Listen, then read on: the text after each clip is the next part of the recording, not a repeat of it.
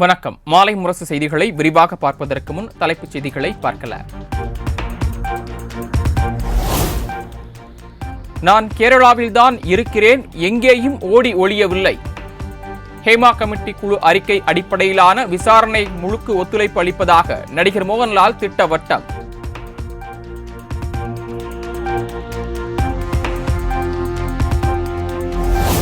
பாலியல் குற்றச்சாட்டுகள் கேரள திரைத்துறையில் மட்டுமல்ல, பல்வேறு துறைகளிலும் நீடிக்கிறது.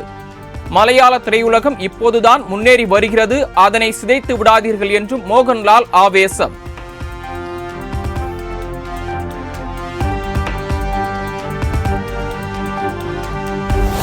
எனக்கு தெரிந்த அனைத்தையும் தெரிவித்துவிட்டேன், இதற்கு மேல் என்னை சொல்வதென்று தெரியவில்லை. பாலியல் புகார் குறித்த விசாரணையில் 2 மாதத்தில் உண்மை புலப்பட்டுவிடும் எனவும் நடிகர் மோகன்லால் பேச்சு.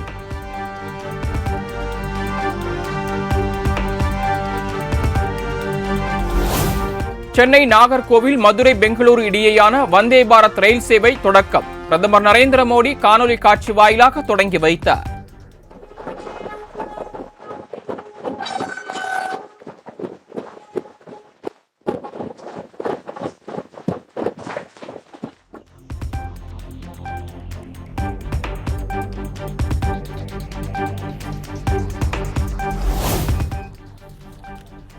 தமிழ்நாட்டில் ரயில்வே திட்டங்களுக்கு அதிக நிதி ஒதுக்கீடு செய்யப்பட்டுள்ளதாக பிரதமர் மோடி பேச்சு.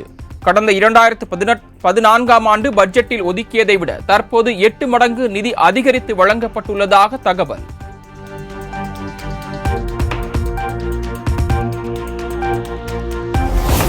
நவீன தொழில்நுட்பங்களுடன் விரைவில் புல்லட் ரயில் சேவை தொடங்க நடவடிக்கை எடுக்கப்படும் என பிரதமர் மோடி உறுதி.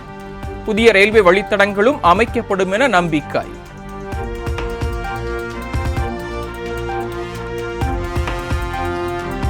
வந்தே பாரத் ரயிலில் விரைவில் படுக்கை வசதி ஏற்படுத்தப்படும் என பிரதமர் மோடி பேச்சு. வந்தே பாரத் ரயில்கள் மூலம் தொழில் வளர்ச்சியும் வேலை வாய்ப்புகளும் அதிகரித்துள்ளதாக பெருமிதம்.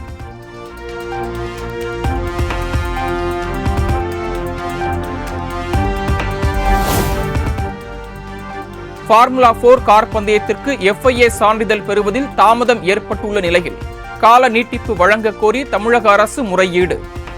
4 மணி நேர கால நீட்டிப்பு வழங்க வேண்டும் என சென்னை உயர்நீதிமன்றத்தில் கோரிக்கை.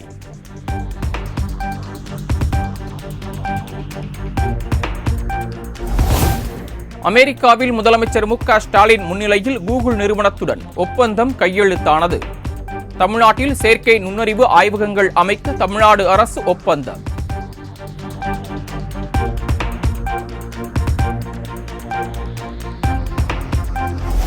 ஆசியாவின் வளர்ச்சிக்கு முதன்மையான இடமாக தமிழ்நாட்டை மாற்ற உறுதி பூண்டுள்ளதாக முதலமைச்சர் மு.க. ஸ்டாலின் எக்ஸ் தளத்தில் பதிவு. தமிழ்நாட்டில் முதலீடு செய்ய முன்வருமாறும் முன்னணி தொழில் நிறுவனங்களுக்கு அழைப்பு.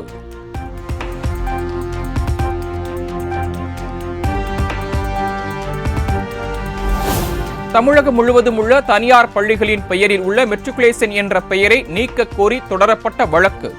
தமிழக அரசின் கொள்கை முடிவில் உத்தரவிட முடியாது என சென்னை உயர்நீதிமன்றம் ஆணை.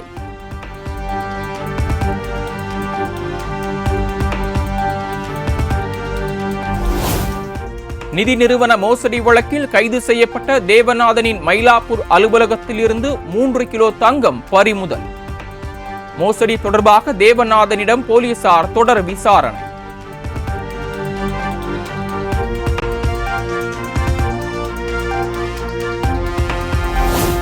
வங்கக்கடலில் நிலவிய ஆழ்ந்த காற்றழுத்த தாழ்வு பகுதி காற்றழுத்த தாழ்வு மண்டலமாக வலுப்பெற்றது.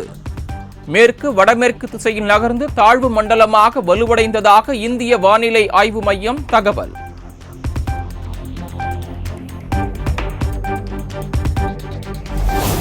வங்கக்கடலில் நிலை கொண்டுள்ள காற்றழுத்த தாழ்வு மண்டலம் காரணமாக 9 துறைமுகங்களில் 1ஆம் எண் புயல் எச்சரிக்கை கூண்டு ஏற்றம்.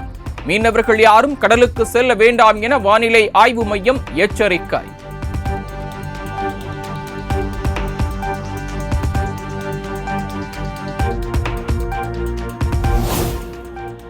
ஆந்திராவில் இன்று ஓரிரு இடங்களில் அதி கனமழைக்கான சிவப்பு எச்சரிக்கை விடுப்பு. தமிழ்நாடு, புதுச்சேரி, காரைக்காலில் 7 நாட்கள் மிதமான மழை பெய்யக்கூடும் என இந்திய வானிலை ஆய்வு மையம் தகவல்.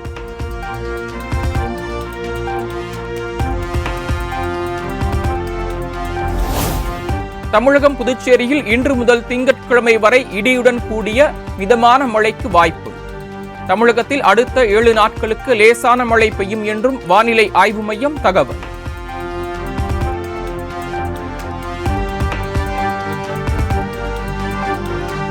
யூடியூப்பில் நடிகைகள் குறித்து தவறாக பேசுபவர்களை நடிகர் விஷாலால் அடிக்க முடியுமா? பாலியல் தொந்தரவு கொடுப்பது யாராக இருந்தாலும் செருப்பால் அடிக்குமாறு கூறிய விஷாலுக்கு நடிகை ராதிகா சவால்.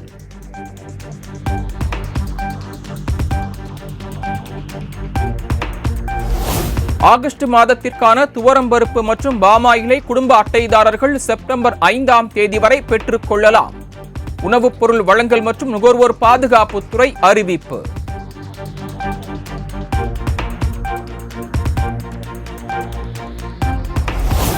தமிழக ஆளுநர் RN ரவியுடன் தேசிய பாதுகாப்பு ஆலோசகர் அஜித் தோவல் சந்திப்பு.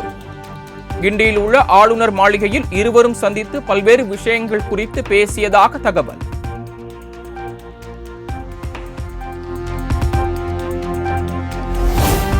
நாம் தமிழர் கட்சியின் தலைமை ஒருங்கிணைப்பாளர் சீமான் மீது வன்கொடுமை தடுப்புச் சட்டத்தின் கீழ் வழக்கு பதிவு.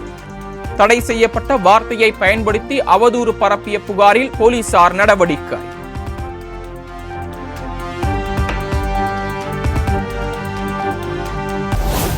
தூத்துக்குடி டாக் ஆலையில் அமோனியா வாயு தாக்கி பலியான இளைஞரின் உடலை வாங்க மறுத்து 2வது நாளாக நீடித்த போராட்டம் வாபஸ். குடும்பத்திற்கு 35 லட்சம் ரூபாய் இழப்பீடாக தருவதாக ஆலை நிர்வாகம் நடத்திய பேச்சுவார்த்தையில் உடன்பாடு.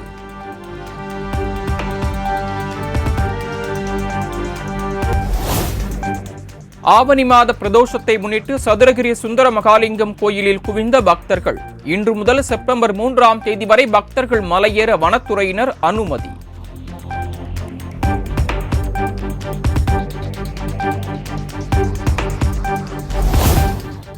டெல்லியின் புதிய தலைமை செயலாளராக IAS அதிகாரி தர்மேந்திரா நியமனம். தர்மேந்திராவை நியமித்து உள்துறை அமைச்சகம் அறிவிப்பு.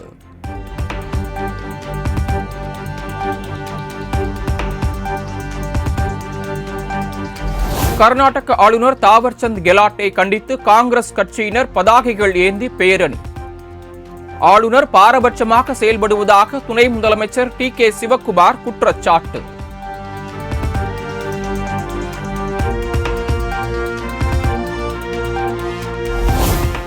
பாலியல் புகாரில் சிக்கிய மலையாள இயக்குனர் ரஞ்சித் மீது மேலும் ஒரு வழக்கு பதிவு. இளைஞரை நிர்வாணப்படுத்தி புகைப்படம் எடுத்ததாக எழுந்த புகாரின் பேரில் நடவடிக்கை.